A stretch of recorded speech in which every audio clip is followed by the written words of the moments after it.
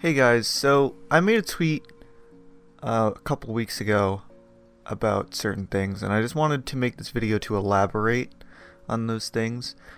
Now, just going off the beginning of this video, I just wanted to say I'm not looking for sympathy or empathy or any sort of, you know, feel bad for me, please subscribe to my channel sort of things, because I don't care about that. I'm making this video solely from a personal point of view, and sort of as a look at the world from a different perspective, I guess. So let's just get right into it. So for the last decade, I've been dealing with some pretty shitty things. Just not really things I can control, but things that I have dealt with regardless. I have been diagnosed with agoraphobia for the most part, as well as mild PTSD and depression. I dealt with it kind of silently, in my own little bubble.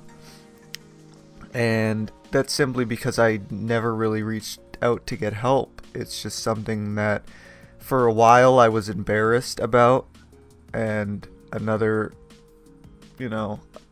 thing leads to another, and you just end up becoming a hermit. And if you guys don't know what agoraphobia is, it is a type of anxiety disorder that renders the person sort of into a bubble that they can't escape from. It's like you have panic attacks somewhere. Say you had a panic attack at a restaurant, and then all of a sudden you just avoid restaurants completely because the last memory you had of going out to eat was having a panic attack. And that's something that happened to me.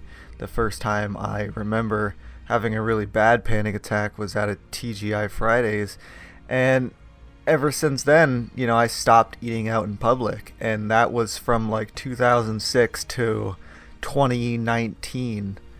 And that just progressively got worse, and I'm not proud of that, but that's just the reality of the situation. Sometimes you can't control everything you do. The fear of panic attacks just kind of took over my life. I stopped, going outside. I stopped going in cars. I stopped doing anything, and that's kind of rough when you're a teenager because, you sort of miss out on most things. I didn't get to finish school, and that's something that haunts me to this day very deeply, because I was always good in school. And not that I liked school or anything, because no kid likes going to school, but I liked learning. I liked being smart, and that's something I've always tried to be, whether it's own personal knowledge or just being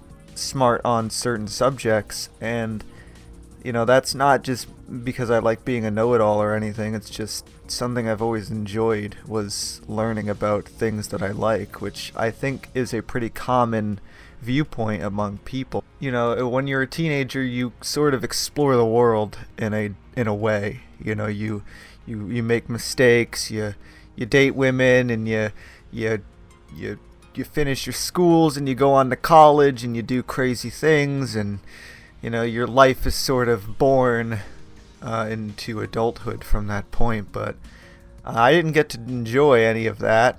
I sort of just sat in my room and did nothing but play video games. And that's mostly what this video is about, is sort of how video games changed my life. It's not about just how shitty my life was for the last 10 years, because that wouldn't make a great video. Just to clarify here, I'm viewing this as sort of a more personal piece than it is just, well, video games saved my life, because that just sort of sounds so cliche to me. I wasn't really a person going outside very much for how many years? 10 at least. And I didn't really get to see or explore the world at all. I was sort of just a hermit kid who sat in my house and played video games. And you know, to some people it sounds like, you know, it sounds great, right? You know, to some degree, yeah, I didn't have to worry about school or work or anything. I just played video games, and ooh, that's the dream. You know, I spent hundreds of hours playing games, and I got to do whatever I wanted and live however I wanted. But in reality, that's not really the case. I didn't know what else to do. You know, as a kid, I was always a fan of video games. I always played them, but they were sort of just there. You know, they were sort of just something to do when I was bored, and video games became a lot more than that as I was growing up, you know, dealing with this anxiety and stuff. And it became more of a part of my life in many ways. I had met pretty much what I would consider all of my best friends online, and we would communicate every day through Xbox. And that was so important to me because despite being in this situation that I was in, I still had people to talk to and people I could confide in and people I trusted. And that's something, you know, I definitely don't ever take for granted, because when I started dealing with this problem, a lot of my real life friends I sort of alienated because I knew that, you know, hanging out with them, they wouldn't want to sit in my room and do nothing with me. So I sort of just kind of pushed everyone away, and it's not fair to them, and I think about it a lot, and it bothers me, but it's something I did, and there's really no taking that back. I had my online friends who were there for me through everything, and they're just my best friends in the world. I don't even just consider them my online friends. I'm saying that now in this video because I need to clarify that, but you know, when I'm talking to people in my family, or I'm talking to my now friends in real life that I have started talking to again, I don't refer to them as, you know, my online friend John or my online friend Jesus. I just say their names because that's just what they are to me. They're my best friends. And you know, that's sort of a controversial thing to say online or even in real life. It's like, oh, I met my friends online, and you know, that's what they are. That's what some people think that they are. They're just that's all they are. They're my online friends, and that's it. Some people don't realize the connections and bonds you can create with people, especially online and over video games. I was speaking to these people pretty much non-stop every single day, and there was no time in between. Like, if, you know, a lot of times during these last 10 years, every single day I would be on Xbox for like 5 to 10 hours a day, and I was always talking to my friends. It didn't really matter, and I've known them for over a decade, and I still speak to them pretty much every single day. And that's a testament, I think, because sometimes friendships just sort of wither away, and that's never happened. And I'm very happy that it's never happened because it's important to me, and I love them like they're my brothers. And that's something that I needed in this time. When as I'm sitting at home and I'm not going outside, I'm not exploring the world, I'm not doing things, I get to experience these worlds, these characters, mostly these worlds. As a Minecraft builder, I guess, I always viewed worlds as probably the most important thing in a video game. And so many amazing game creators making these absolutely stunning worlds has made me wish to be a world designer in video gaming. And to some degree, that's what I do for my job now. I make Minecraft maps for the marketplace, and I wouldn't trade that job for anything in the world at this point in my life. But open worlds and non-open worlds in video games gave me the opportunity to be a person, whether it be in real life or not. I got to explore worlds. I spent time in GTA just walking around the map because that was my world. That was my home for a long time. I have like 70 days played in GTA 5. When I was playing GTA Online with my friends, I got to play in Los Santos and the rest of San Andreas because that was, to me, my world at the time.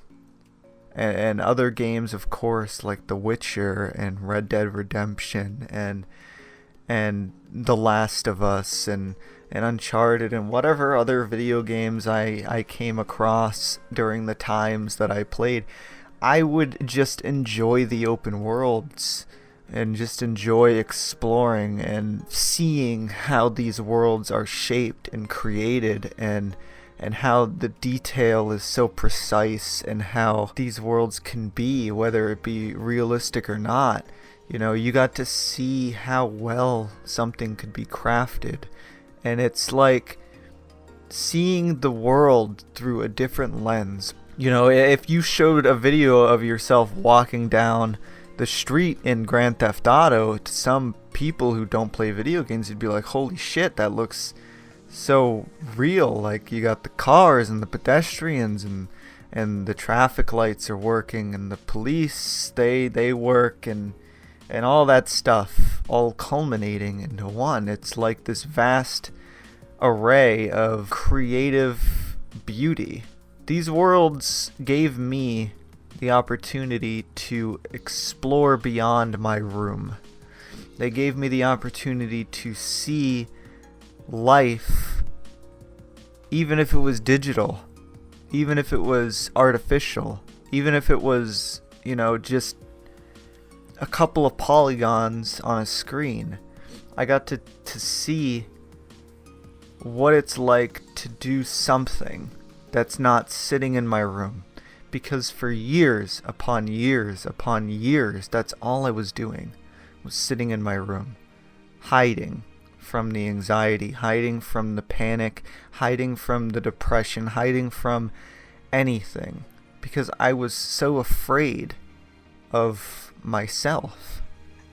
I know it all sounds so silly and pretentious when I put it like this, but I'm trying so hard to convey the feeling that I've had and the relationship I have with video games. It sounds so silly when I'm saying it out loud that these things changed my life the way that they did, but they really did.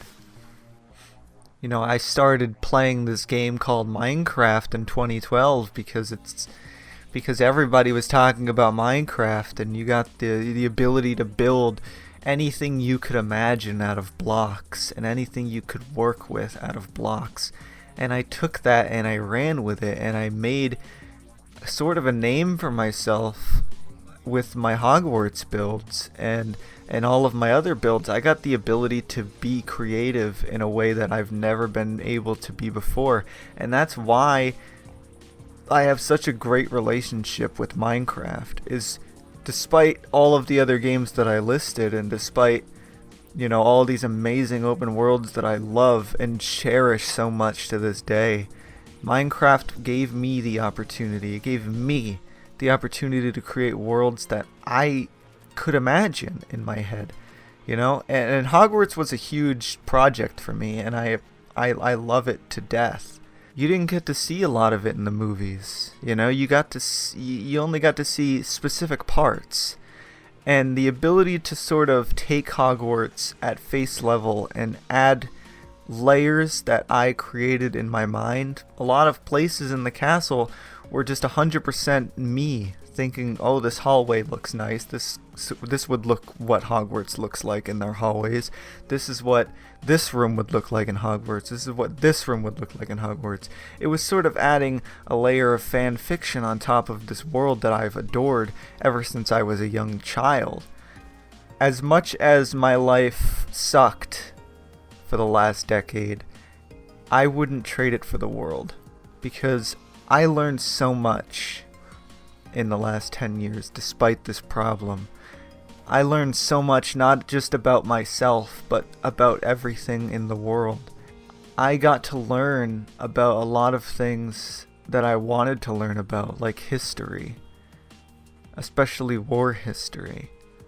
I've done so much work on myself in these last 10 years, whether it be learning about World War I and II, or whether it be learning proper grammar, or whether it be learning, Photoshop, or video editing, or, mastering my building in Minecraft to the point where I can get a job in the marketplace.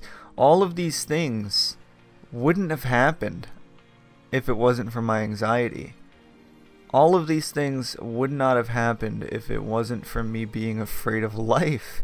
And it's so crazy to think, I should hate everything about my anxiety. I should hate it for what it robbed me of. But I don't hate it because of what it gave me.